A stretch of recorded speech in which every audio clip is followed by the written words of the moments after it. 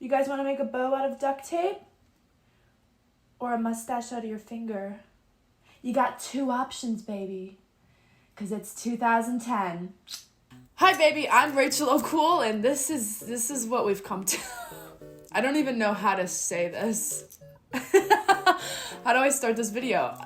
You can see clearly what I'm doing right now. Today, we are living out my childhood fantasy of becoming a scene girl. Yeah, that's right. In 2010, I was 10, and as a young, impressionable girl on the internet all day long, a girl that looked like this was all over my screen, and man was I obsessed. All over MySpace, the beginning days of YouTube and Facebook, VH1 and MTV, you saw a scene girl. Like, I'd see these girls and I'd be like, you are the standard, and I am gonna reach it. 12 years from now, when I'm 22 and the year's 2021.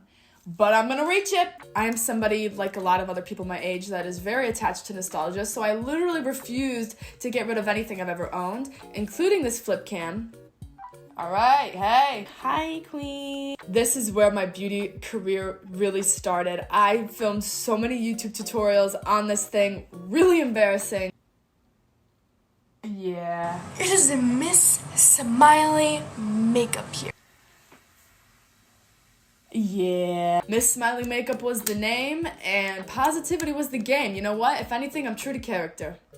Thank God I did not have TikTok back then. Thank God. It's so interesting because now we are seeing the resurgence of the scene girl rebranded as an e-girl, proving that fashion is a cycle, and things you never thought would come back, they come back. Just wait. I'm definitely gonna make this a series. I'm going through all the years. Let's do makeup like it's 2013. Let's do makeup like it's 2016.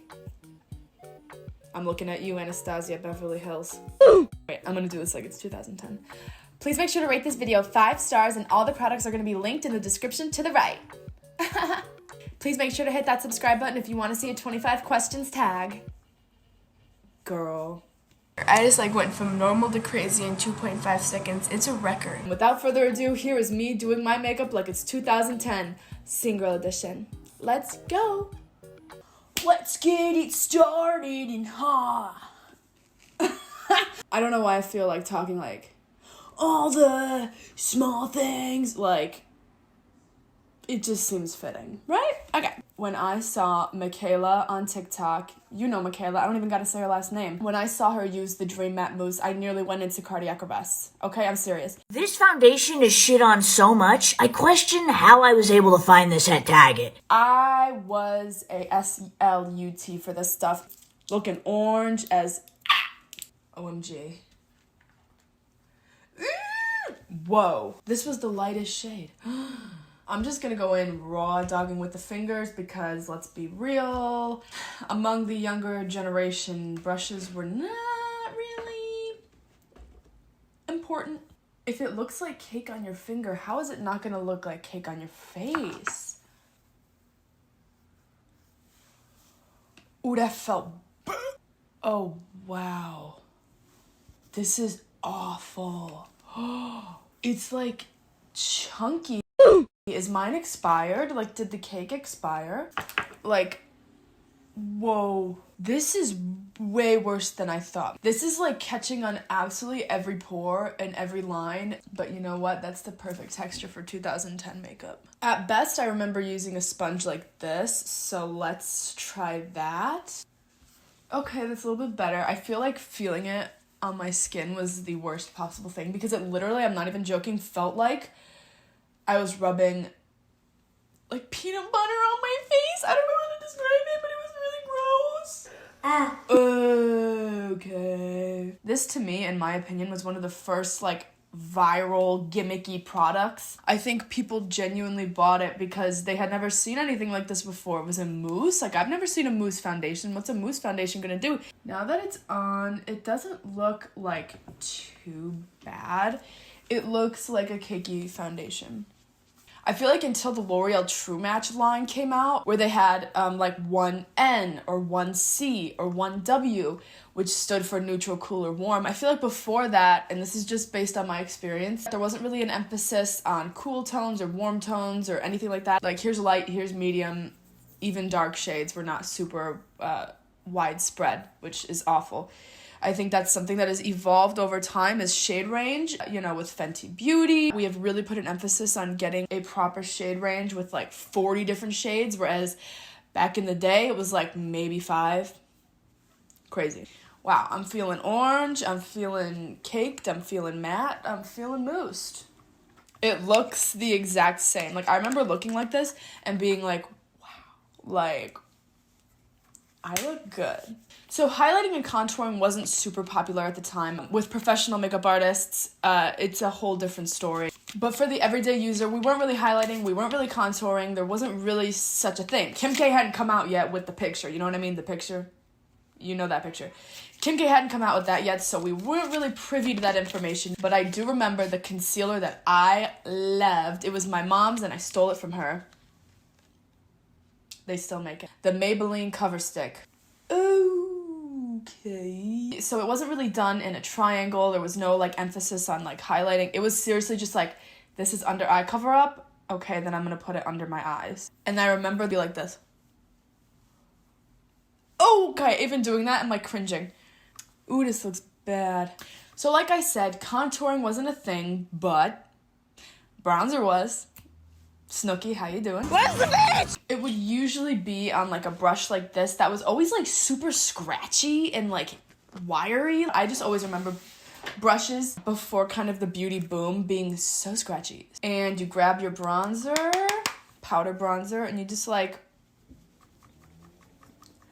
go like this. Oh yeah, get crazy, get wild, let's party. If you want to have fun to do something crazy. Like apply bronzer like that. That's doing something crazy. I would always like watch my older friends apply their bronzer like this and I'd be like, genius. And that pretty much set the face. Okay, this is a lot. Oopsie. You know what? We're going with it. Contouring, not a thing. YouTube wasn't really popping at the time, especially in the beauty community. Technique was limited to sprinkles of information in a magazine or passed down from your older sister. And the graphics on the back of the packaging, I would always look at the eye graphics on the back of the packaging to be like, where do I put shade 1? Where do I put shade 2? Obviously, there were makeup artists with the knowledge that we have today, but it just wasn't widespread. It was like makeup artists and everyone else.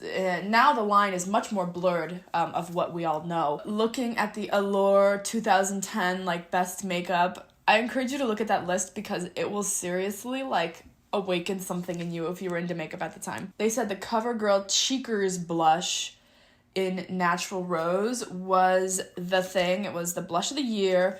I guess they don't make that anymore, but they make something very similar. This is the CoverGirl Clean Classic color in Rose Silk. Now this is very confusing to me. I was like, is it broken? Did they not give me a lid? But then I'm like, okay. Oh, but how do you, oh. What did I do? Oh, okay, I guess then it closed. No? What are you supposed to do with this? Oh, okay, wow, I did it. I don't know why it wouldn't just come like that. And we're gonna apply it with the applicator because they're giving you a brush. Why would you buy more? And I'm just gonna go in. Smile, because it was always about the smile. Oh!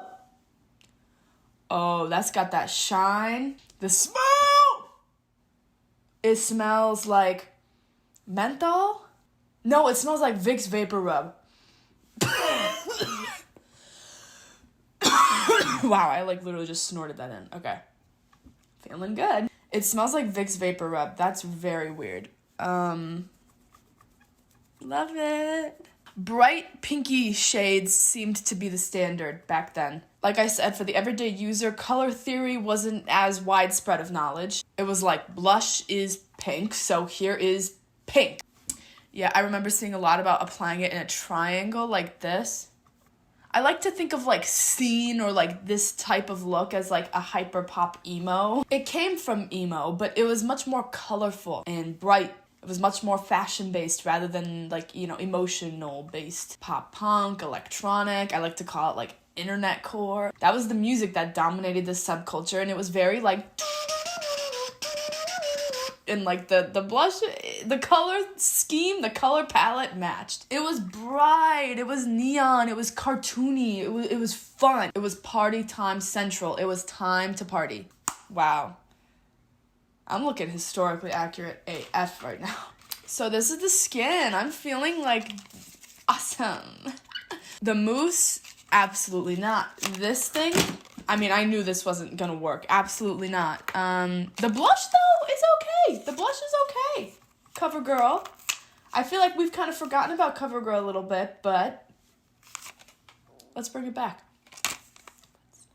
Eyebrows were still pretty thin, trailing over from the 90s and early 2000s. I think the tadpole look. So I'm gonna do a tadpole shade. I never used a brow product back in the day, but my grandma had like 10 of these on deck at once. It is the Maybelline Expert Wear Eyebrow. It's like a colored pencil. All right, and the tadpole brow, it's not really gonna work with mine, but we're gonna try. It's where it would come like down.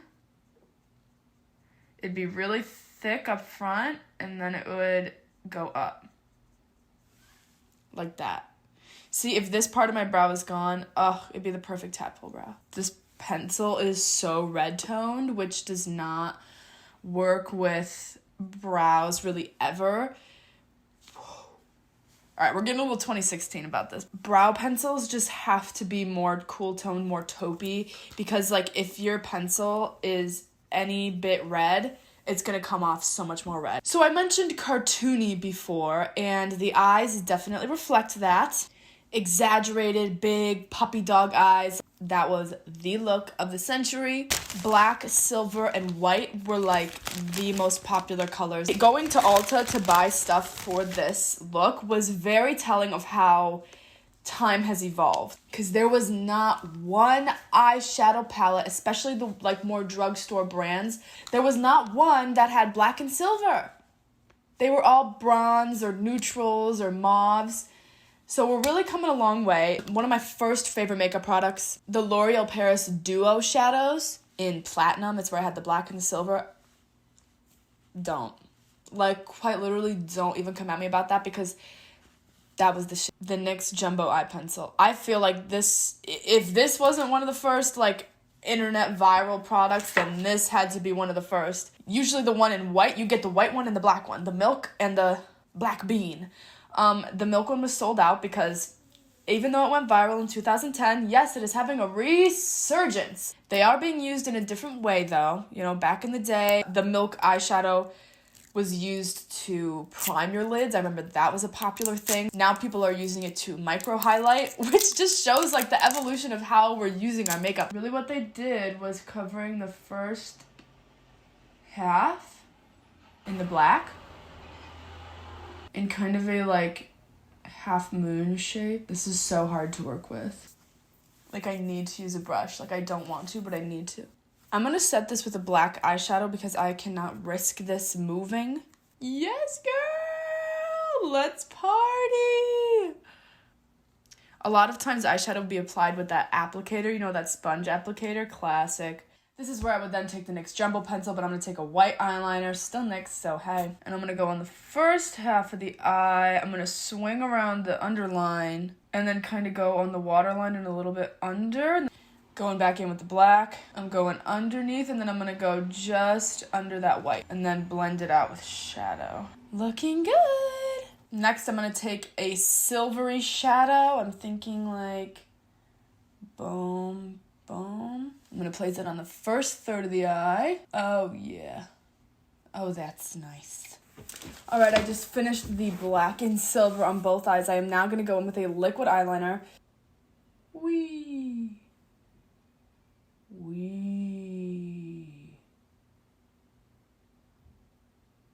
I'm really trying to make this not look bad.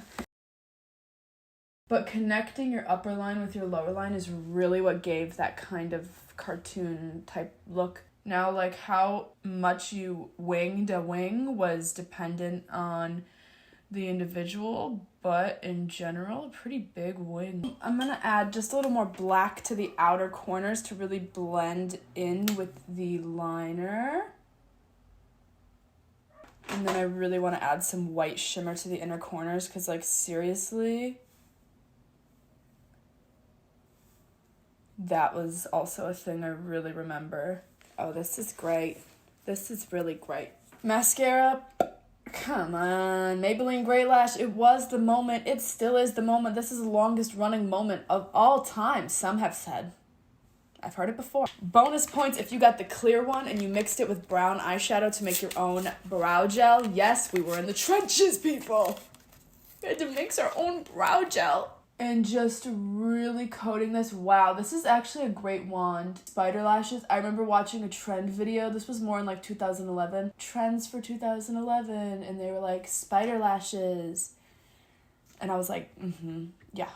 Lash stiletto, that's another honorable mention. I remember I wore that mascara for Christmas one year. It was my first time wearing mascara. And my aunt was like, are you wearing mascara? And I got so unbelievably embarrassed for like what reason? I don't know. I guess like puberty reasons. But like I was so embarrassed. I was like, no. What?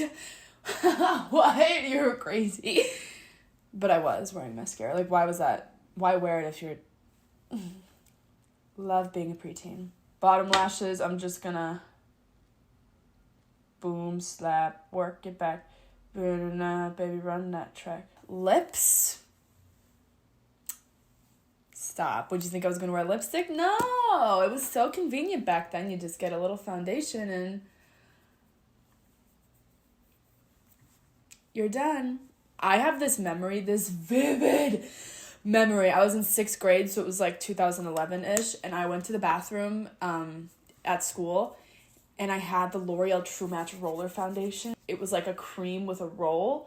I would literally take the roll and just go right over my lips, like I was painting a wall. And I remember I looked in the mirror at school, and I was like, I look so good right now. Like, I look so good right now. Like, wow, like, this is amazing. Let's get the scene hair going. I'm nervous about the hair because, like, I don't want to ruin it. I'm going to do a deep, deep side part. There we go. Brush it down. Oh, I'm starting to see it now. To keep my bangs in place, I'm going to take the most awesome accessory of the 2010s.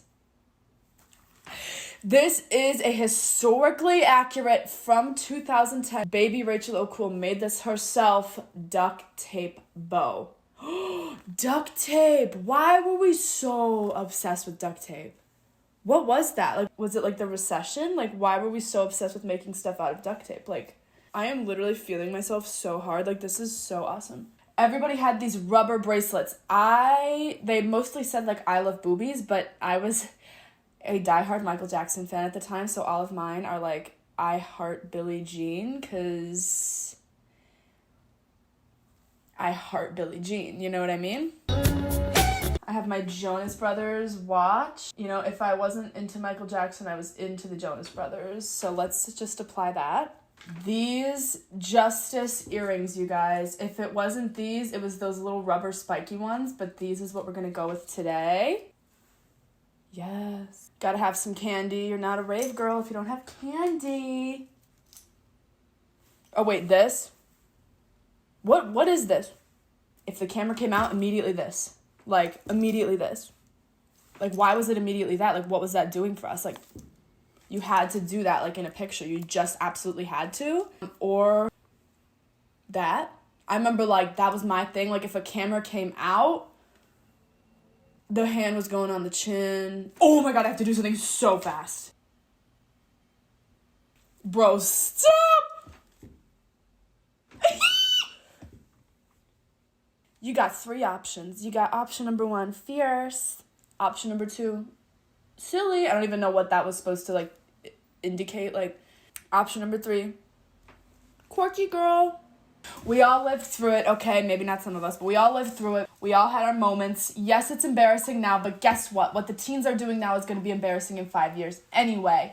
It's all embarrassing, but it doesn't mean we shouldn't participate in it because trends are fun. Trends are meant to live in the moment, think you're doing the coolest thing you ever have discovered, and then 10 years later you look back like, what an idiot. That's what a trend is supposed to be. So just live in the moment and do what you want. Right now, we are at a time in fashion where it's like early to mid 2000s that we're bringing back, and I'm so excited to see what parts of the 2010s are going to come back. Is it this? Are we going to be doing this? Because I got a lot on deck. I got a lot of duct tape bows on deck.